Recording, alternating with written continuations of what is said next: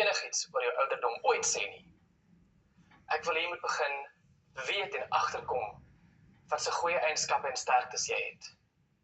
Ons weet dit, ons sien dit, ons wag vir jou om dit te besef. En dan net vir Leon sê, wag tot jy 60 is, dan praat ons weer. Iets wat tans vir my 'n groot bekommernis is, wanneer ek kan sien dat jy nie dieetes maak of probeer wat ons keer op keer verander het en aangepas het, wil jy regtig gewig verloor? En hoe wil jy dit dan doen? Werk saam met ons, nie teen ons nie, om jou volle potensiaal te bereik, want net jy gaan spyt wees. Ek weet nie waarna sy verwys nie. Dit wat op my eetplan is waarvan ek hou, eet ek.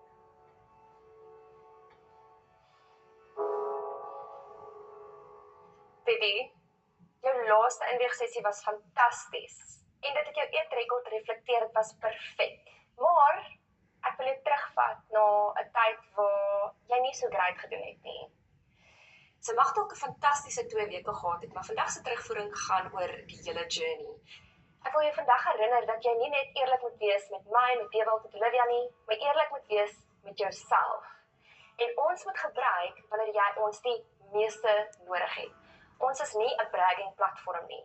Wanneer jy my nie wil sien nie, is wanneer jy my moet sien. Hulle is eerlik en hulle kom my op my nonsens en op my achievements. Ek is nie altyd doodseker of jy fully surrender nie.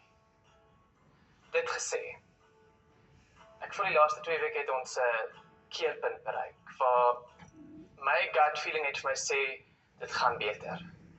En wat ek die meeste sien in jou, is net, baby, die real, authentic baby sit voor my vandag.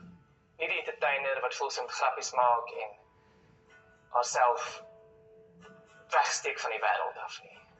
En dit is vir my goed om te sien. Daai 3 mense het vir my al so baie geleer.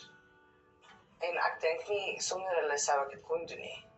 Nie met wat ek hierdie laaste 2 weke bereik het nie. My hart het so vinnig geklop. Ek was so bang ek kon 'n hartaanval kry.